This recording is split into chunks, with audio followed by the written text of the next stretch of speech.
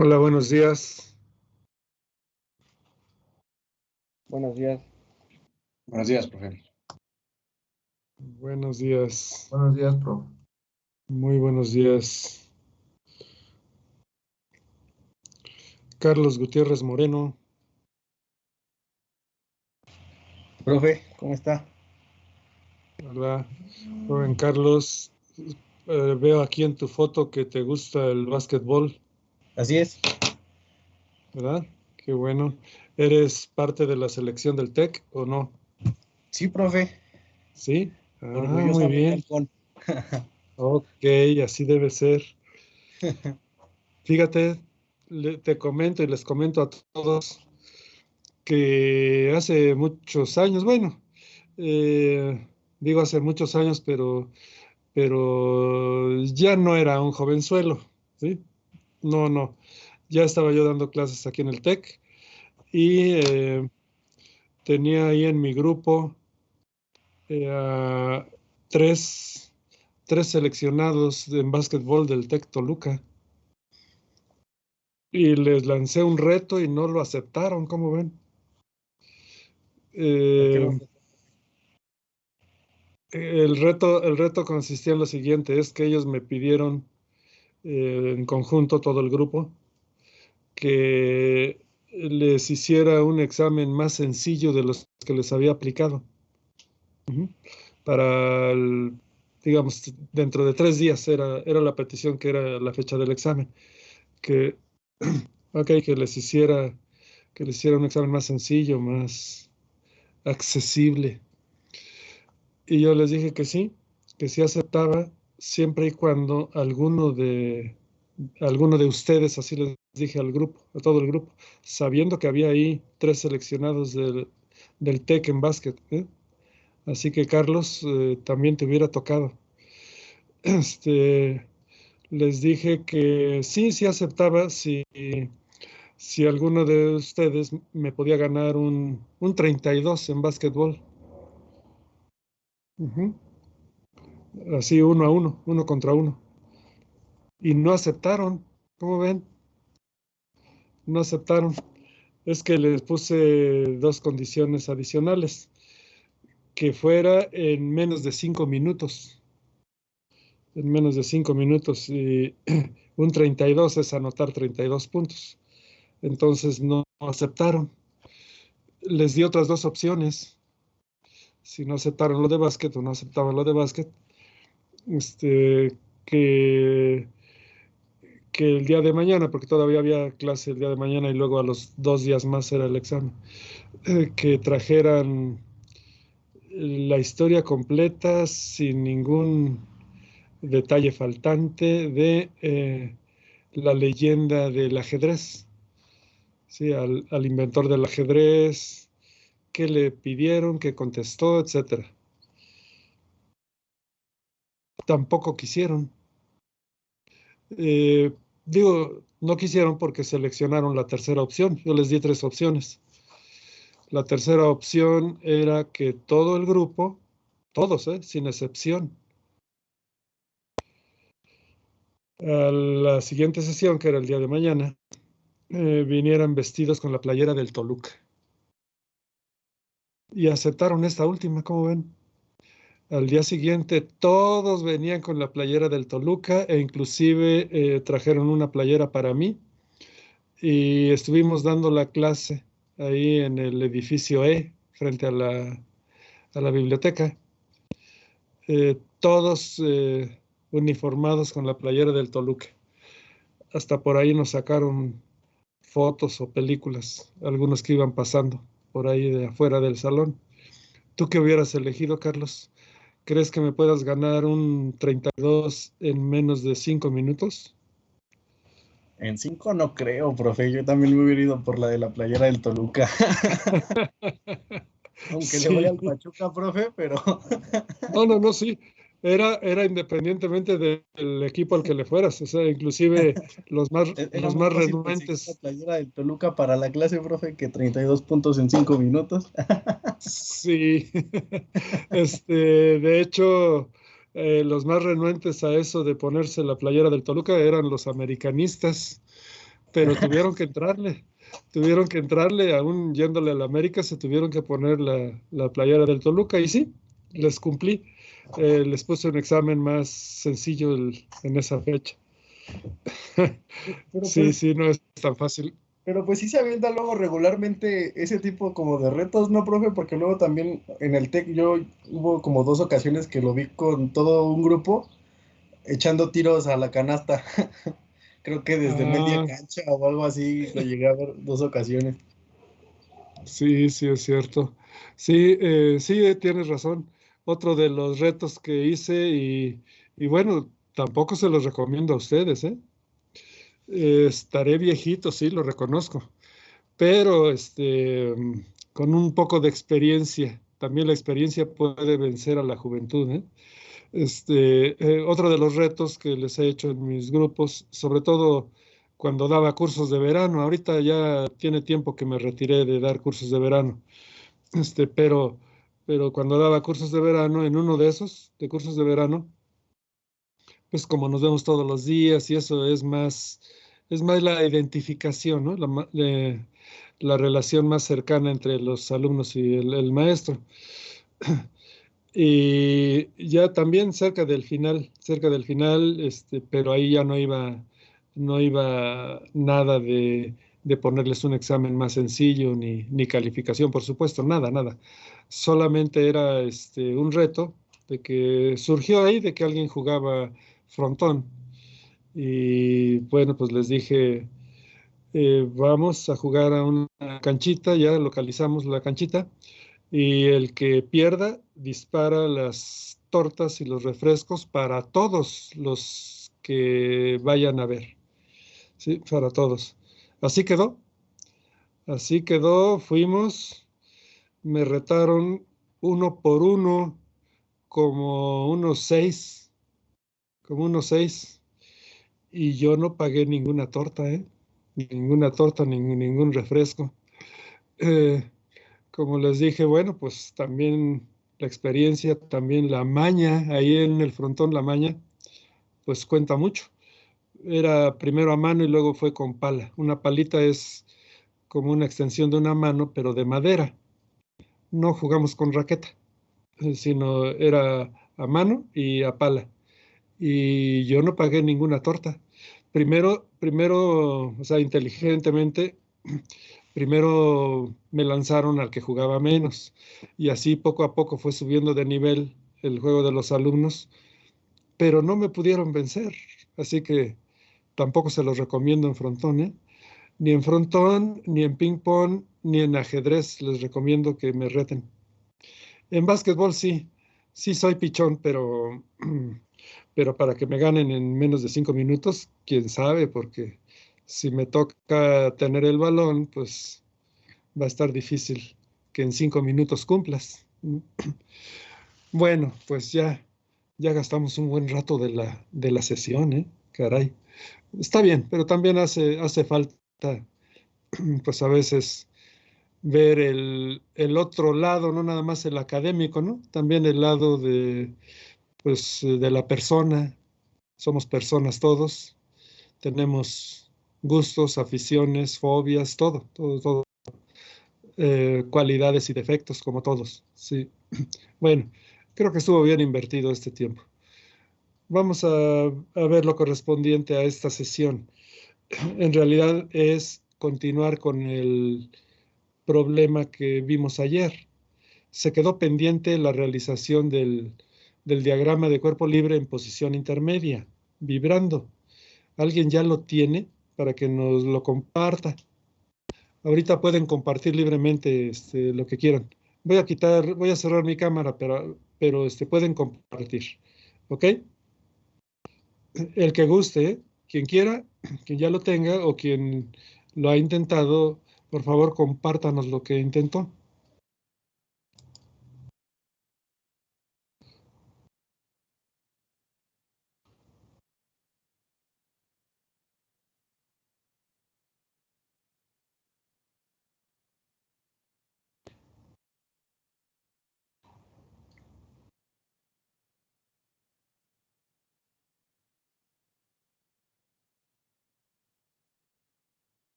¿Nadie?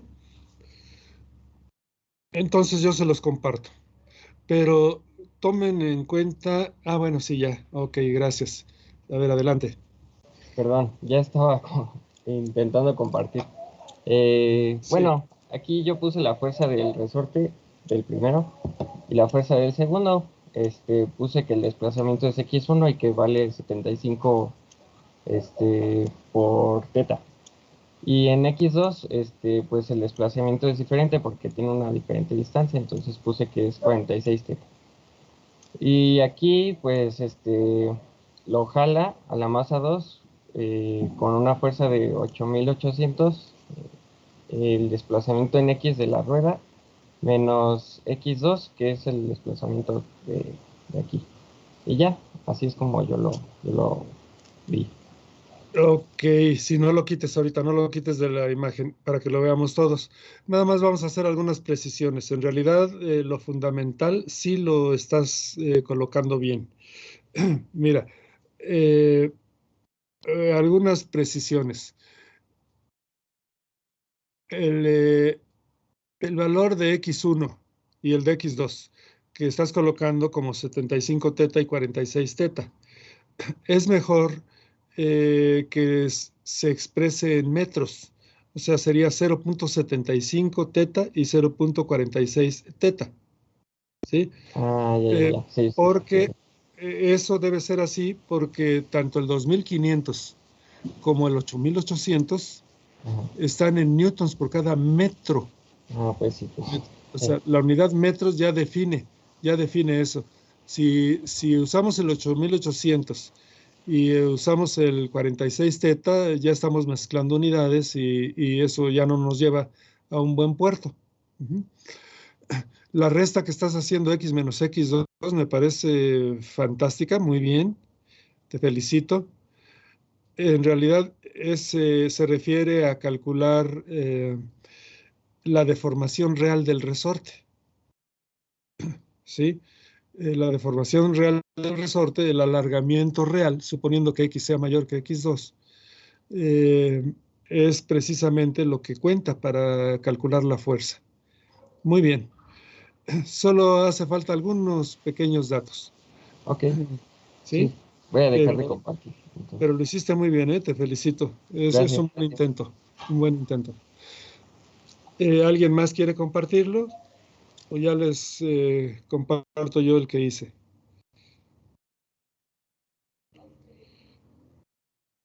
Va, les voy a compartir el que tengo. No quiere decir que sea el único bueno, ¿eh? No, pero es una propuesta adecuada, digamos, para la solución.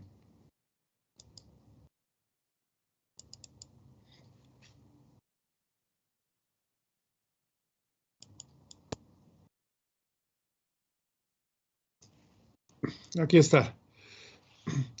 Si de manera simplificada, a una sola línea, lo hice grandecito para que se aprecie. Desde aquí, desde el punto A, que es el pivote, ya corrigiendo la acotación de 46, que debe de empezar aquí, ¿sí? Con línea negra estoy dibujando la posición inicial, la posición de equilibrio de la barra AB. Y con línea en verde, pero que empieza aquí, porque el pivote es este. La barra está girando alrededor de este punto A. Entonces, por eso ahí nace la línea verde. A cualquier abertura, ¿eh? En realidad, nunca se ha tratado de hacer a escala estos esquemas. Simplemente es una amplificación suficiente para poder apreciar, tanto fuerzas como distancias que intervienen. Entonces, a esa abertura le estoy llamando teta subíndice 1, porque se refiere a la barra, que digo es la masa 1 y el disco es la masa 2. Por eso mantuve esta notación. Como se ha girado teta 1, aquí mismo ya puedes indicar, por ejemplo, que este punto B se va a desplazar a esta posición que podríamos llamar B'. No le puse nombre, pero bueno, este punto que inicialmente estaba aquí se desplaza hacia este lugar. En realidad sabemos que es un arco de circunferencia porque está girando alrededor de este punto, pero son distancias tan pequeñas que se consideran como si fueran líneas rectas. Y a esa le llamé X3. ¿Por qué X3? Ah, pues porque a esta le llamé X1 y a esta de aquí le llamé X2. Yo empecé por aquí. Dije, para mí esta va a ser X1 y esta va a ser X2, que se refiere a la masa 2. Entonces, pues en la secuencia correspondía que esta distancia fuera X3, nada más por eso. Puedes llamarla como quieras. Aquí está lo que te digo, 0.75 teta 1, ya sumando el 29 y 46, que son 75 centímetros, en metros se escribe 0.75 por teta 1. Esa es la distancia que se desplaza de la posición inicial hasta esta posición, el extremo de la barra. ¿Sí? El punto C, donde está o estaba, porque aquí ya quité el resorte y también el otro resorte. Pero quitar los resortes y sustituirlos por las fuerzas que generan, eso es lo que debe de contener un diagrama de cuerpo libre en posición intermedia. Entonces, esta distancia pues está en función del 46, ese es el radio, por eso es 0.46 por teta 1. Y esta distancia está en función, mira, estoy considerando el peso de la barra, que es normal considerarlo en el centroide.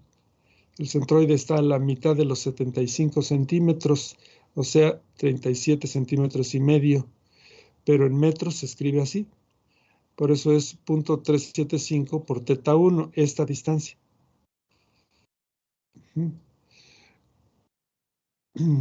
¿Qué marca esa distancia? Bueno, pues es que el peso total de la barra se está considerando en el centroide y el centroide está ahí. Aquí está la indicación del peso de la barra AB. Si su masa es 3, multiplicando por 9.81, háganlo por favor, para que comprueben este. 3 por 9.81.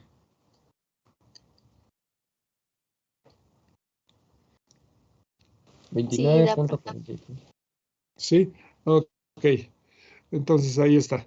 Ese es el valor del peso de la barra ubicado en su centroide. Cuando está vibrando y en esta posición intermedia que define teta 1, pues se genera esta distancia respecto a la línea vertical que va a pasar por el pivote, ¿no? Esta. Finalmente, este es un brazo de palanca para calcular el momento que ejerce el peso respecto al pivote A, la vertical que pasa por A. Bien. F2 se ha dibujado en tensión. Esto quiere decir que está jalando aquí a la barra y también está jalando al disco. Se está colocando en tensión suponiendo, como lo hizo su compañero, como ya nos lo indicó, X, ¿verdad? Que la marcó tanto aquí abajo como arriba. X. Yo le llamé X2. Bueno, pues considerando que el disco está girando alrededor de este punto, porque este es su centro instantáneo de rotación de velocidad cero, ¿no? O sea, aquí el piso no se mueve, o se supone que no se mueve, y el disco está rodando sin deslizar. Entonces, este punto de contacto es centro instantáneo de rotación. Todo el cuerpo gira alrededor de este punto en cada instante del contacto. Entonces, tú defines esta distancia igual que lo hicimos acá. El radio por el teta. Radio es 0.16, que es el mismo radio del disco, y el ángulo se llamó teta 2 porque, igual que se hizo acá, primero se trazó una vertical de referencia, aquí discontinua, en negro, que pasa por el punto de contacto y el centro, y luego se dibujó hacia la derecha, porque quedamos que se iba a analizar giro hacia la derecha en el disco y giro hacia la derecha en la barra. Entonces, a ese ángulo se le llamó teta 2, que no necesariamente tiene que ser igual a teta 1, ¿eh? Esa es otra diferencia que se observa aquí con respecto al diagrama que nos mostró su compañero. Él le llamó teta y teta, pero eso indicaría que son iguales.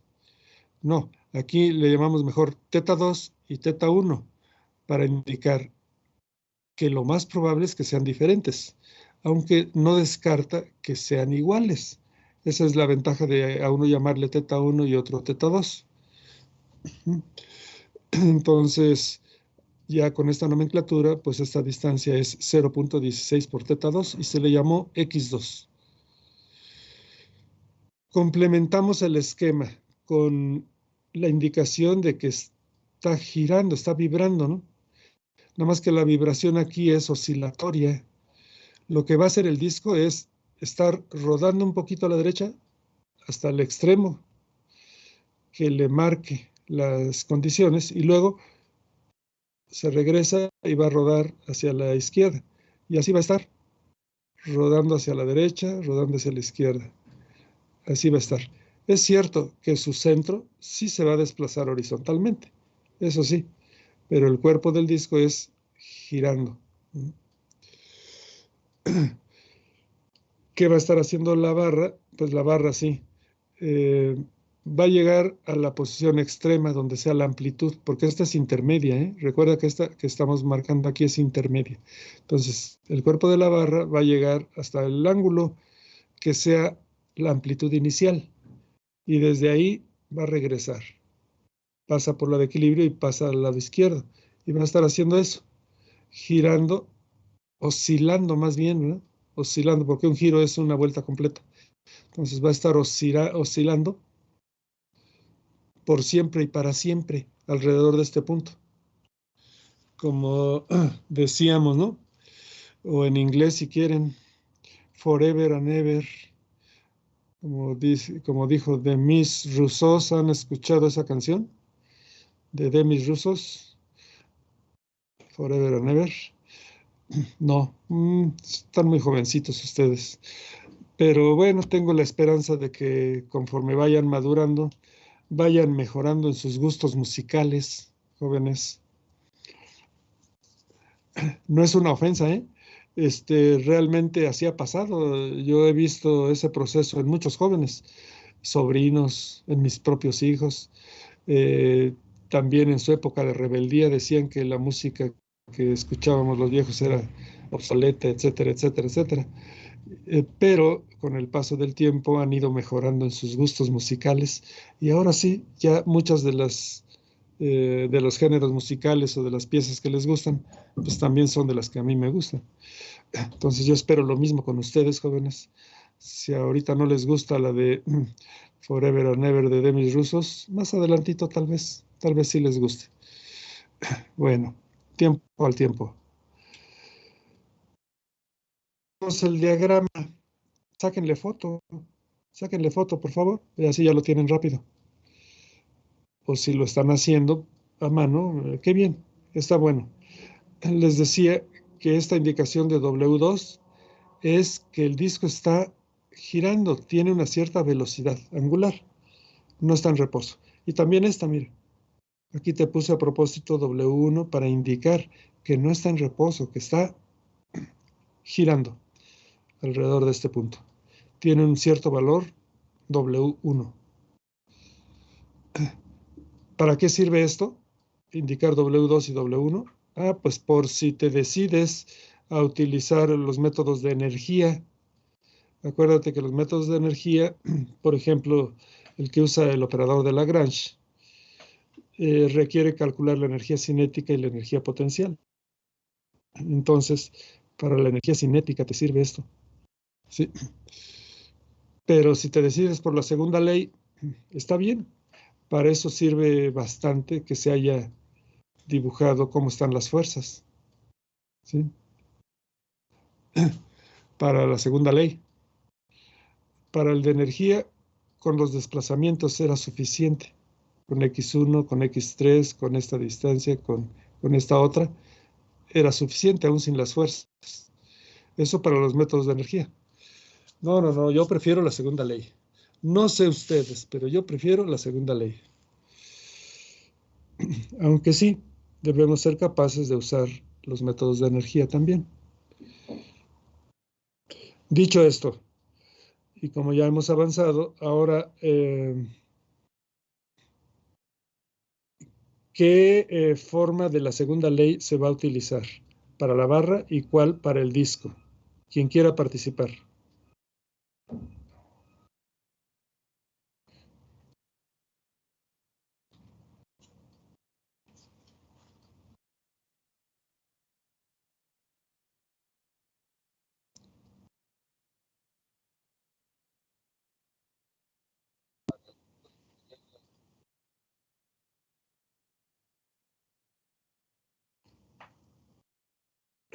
para la barra de la de traslación, si usas la segunda ley para la barra de traslación, significa que la barra puede moverse verticalmente, es decir, que no está unida aquí, que se traslada, es decir, si quieres trasladarla horizontalmente, ¿ok?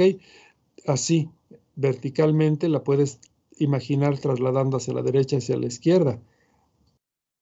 Trasladar significa que este punto y este otro y este otro y cualquier punto de la barra va a tener la misma velocidad y claro, la misma aceleración, pero en este caso, hablando de velocidad, si estuviera en traslación la barra, este punto que estoy señalando, en un instante determinado, que tenga una cierta velocidad hacia la derecha. Pensemos en, por ejemplo, 15 micras por segundo para que sea velocidad, horizontalmente, 15 micras por segundo. Si estuviera en traslación, significaría que otro punto, por ejemplo, el que estoy señalando ahorita, que ese punto de la barra, si está en traslación, también tendrá 15 micras por segundo de velocidad. Y también 15 micras por segundo de velocidad lineal. Eso significaría traslación. ¿Se cumple esa condición de traslación aquí? No sé qué, no, ¿verdad? No, porque no sé qué velocidad tenga este punto. Pero si está girando, se podría representar con un vectorcito horizontal que valga de aquí hasta acá, ¿verdad? Si es que fuera esta la línea del perfil de velocidades, pero va creciendo conforme te alejas del pivote. Es decir, no son iguales. Las velocidades de diferentes puntos de la barra no son iguales. Por lo tanto, no es traslación. Está oscilando alrededor de este punto. Este es su pivote. Así que no hay por qué discriminar a la barra con respecto al disco. El disco claramente está oscilando, la barra también, porque está aquí su pivote. Nada más está haciendo así la barra, pero así que no lo puedo indicar con el cursor, pero es todo el cuerpo de la barra el que está oscilando hasta acá y luego regresando hasta acá. ¿Sí? Todo el cuerpo. Corregimos entonces tu respuesta. Para los dos cuerpos es la segunda ley en su forma oscilatoria. ¿Cuál es esa forma oscilatoria? Rotacional. Sí, ¿cuál es? Sí,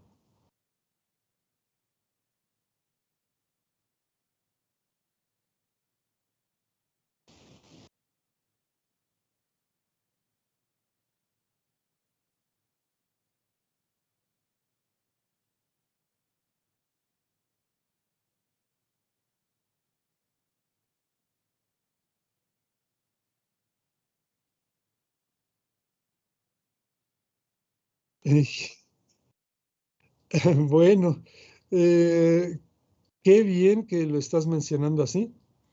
¿Dónde está D1? ¿Dónde está D2? No, mira, esa expresión se utilizó para un ejemplo particular, pero no es este el caso, este es otro ejemplo distinto, ¿sí? Aquí ya no hay ni D1, ni D2, ni nada, nada, nada. No, aquí hay una masa, la barra, y otra masa, el disco. Sí, sigue siendo un sistema de 2 grados de libertad. Sigue siendo el mismo procedimiento, sigue siendo todo igual. Pero la expresión de la segunda ley para vibración oscilatoria o rotacional, como lo llamamos, ¿sí?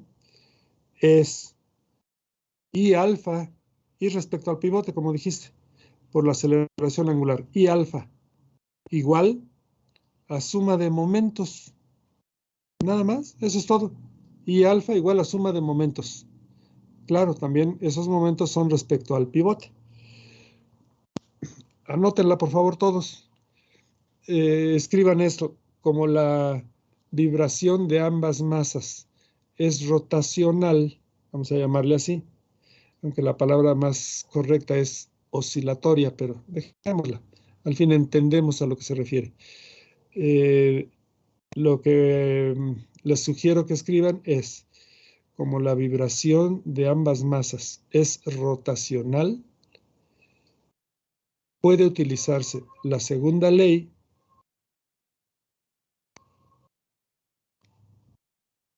en su forma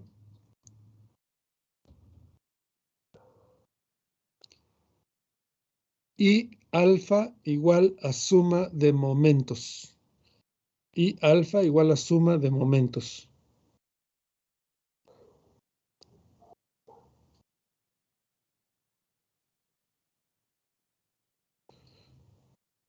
Llevando en mente que tanto los momentos que se van a sumar como el momento de inercia y latina son o se deben de calcular respecto al pivote.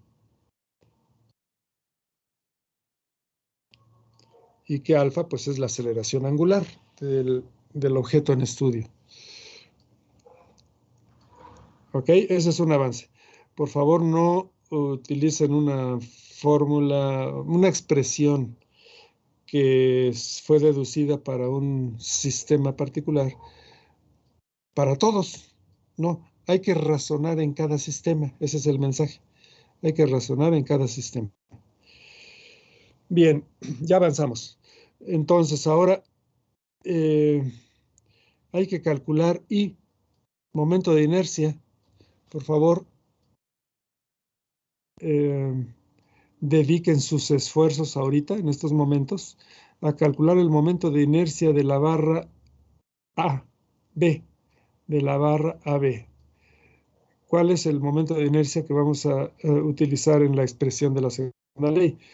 Recuerda que es respecto al pivote.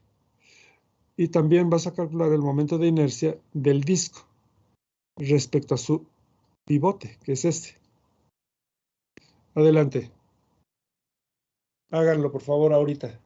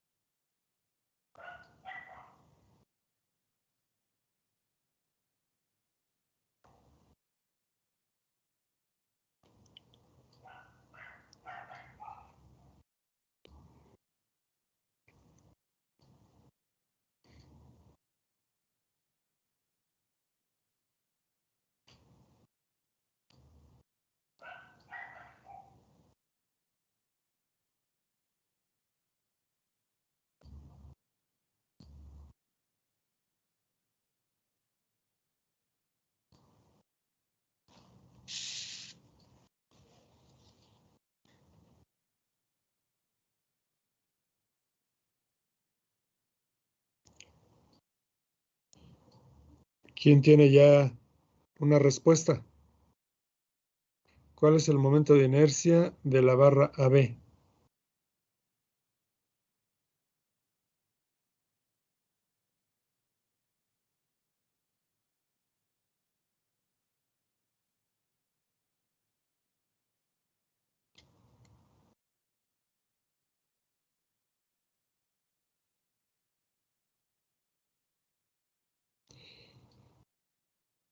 ¿Cuál es el momento de inercia eh, del disco?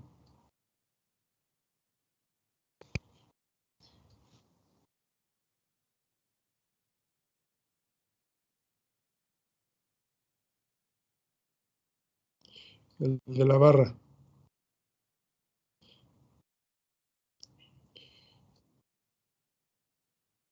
La respuesta es incorrecta, ¿eh? El del disco, el momento de inercia del disco.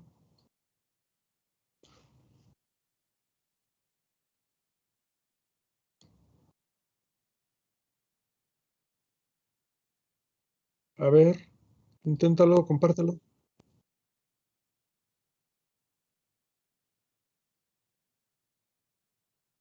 Bueno, mi comentario. Ese 0.064 es el momento de inercia del disco, pero respecto a este punto, el que estoy señalando aquí, a su centro, a su centroide.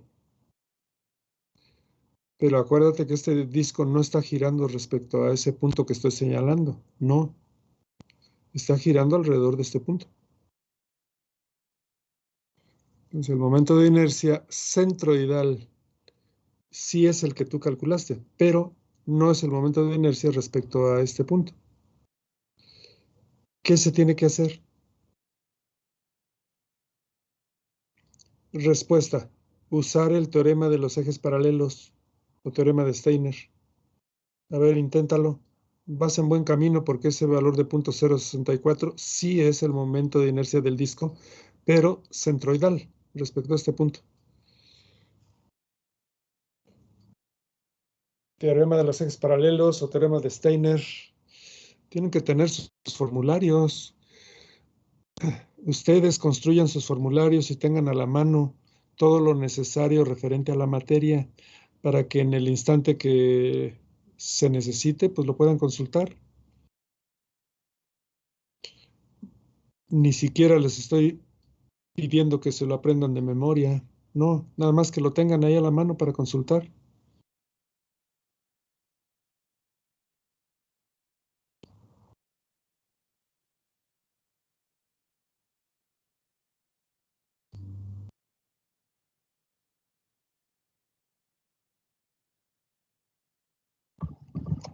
Profesor, a mí el momento de inercia del disco me resulta 0.032 kilogramos sobre metro cuadrado.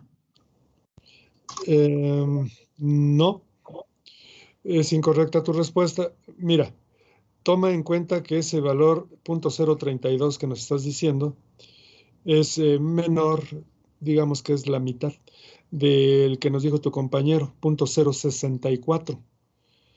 Y para ese valor de 0.064 le estoy diciendo que es correcto, pero respecto al centroide. Les recuerdo y den un repasito a la teoría de momentos de inercia. De hecho, en clase anterior ya les di un apunte bastante completo de momentos de inercia, pero ya se les olvidó. Den otro repaso hasta que ya lo tengan presente siempre. Pero lo que quiero recordarles ahorita es que el momento de inercia centroidal es el menor valor de momento de inercia que puedas calcular para una pieza o para un área, sí. El momento de inercia centroidal es el valor mínimo del momento de inercia. Si ya te dije o ya les dije a todo el grupo que el valor 0.064, es decir, 64 milésimas de kilogramo metro cuadrado, ¿sí? 64 milésimas. Está bien como valor de momento de inercia centroidal del disco. Cualquier otro momento de inercia es decir, momento de inercia del disco respecto a cualquier otro punto de referencia que no sea el centroide, necesariamente tiene que ser mayor que 0.064. Así que el 0.032 que me estás diciendo, ya por todo eso está incorrecto.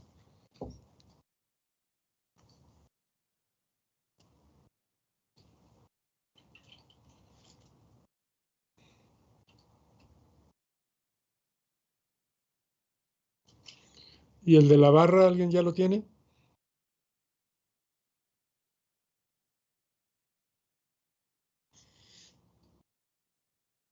Bueno, a mí me dio 0.281 el de la barra.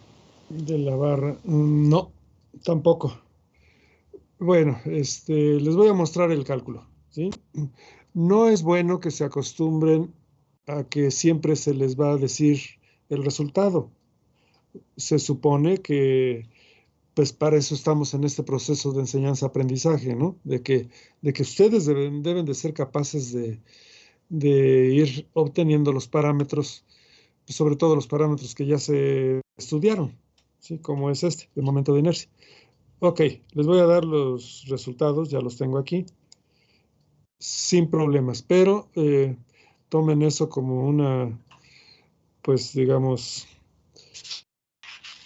una alerta, una llamada de alerta de que pues fue necesario que te lo dijera el maestro, que no pudiste calcularlos tú, ¿sí? Entonces, no pudiste hacerlo, aunque se supone que ya eres capaz de hacerlo.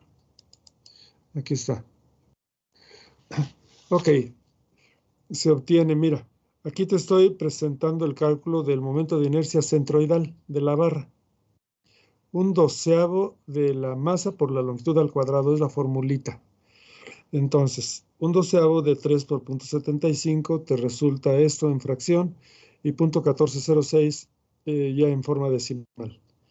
Si las unidades son kilogramos y metros cuadrados, kilogramos en masa y metros cuadrados en L cuadrada. Ahora el centroidal del disco. La fórmula es 1/2 de la masa por el radio al cuadrado. Aplícala y efectivamente obtienes 0.064, lo que me estaba diciendo tu compañero. Kilogramos metro cuadrado o esto en forma de fracción. Sí, pero esto que te estoy mostrando ahorita es momentos de inercia tanto de la barra como del disco, pero respecto a su centroide, CG, respecto a su centroide. Falta aplicar el teorema de los ejes paralelos. De los ejes paralelos, dice que al centroidal hay que sumarle el producto de la masa por la distancia entre los dos ejes al cuadrado. ¿Cuáles dos ejes? El que pasa por el centroide y el que pasa por el pivote. ¿Sí? Entonces, como el pivote está en un extremo, pues se refiere a la mitad de la longitud, ¿verdad? El centroide está a la mitad. Entonces, al que ya tenías 9/64 o esto en forma decimal, a ese que es el centroidal, hay que sumarle la masa 3 por la distancia entre los dos ejes, 0.375 al cuadrado. Ya sumando, el resultado es este.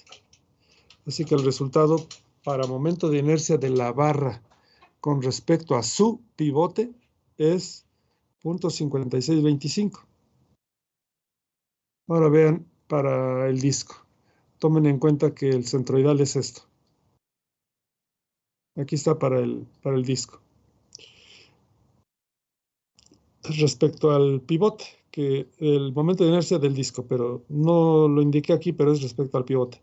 Entonces, 0.064, sí, que es el centroidal, pero ese hay que sumarle el producto de la masa de ese disco, 5, por la distancia entre los dos ejes, el que pasa por el centroide y por el punto de contacto. Eso es un radio, o sea, es 0.16, eso se eleva al cuadrado. Ya multiplicando esto y sumando, resulta 0.192, 192 milésimas de kilogramo metro cuadrado, cuando el centroidal es 64 milésimas. Les repito, el centroidal es el valor mínimo del momento de inercia que puedes encontrar. De ahí para adelante, si es momento de inercia respecto a cualquier otro punto que no sea el centroidal, siempre te va a resultar algo que es mayor que el centroidal, como estás viendo aquí.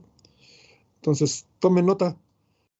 No pudieron, ponle ahí, no pude calcular los momentos de inercia, pero ponle, estoy lejos y no te puedo checar que lo hagas, pero confío en tu disciplina. Pon en tu cuaderno, en esta ocasión no pude calcular los momentos de inercia, pero tendré cuidado para que en futuras ocasiones sí pueda obtenerlos.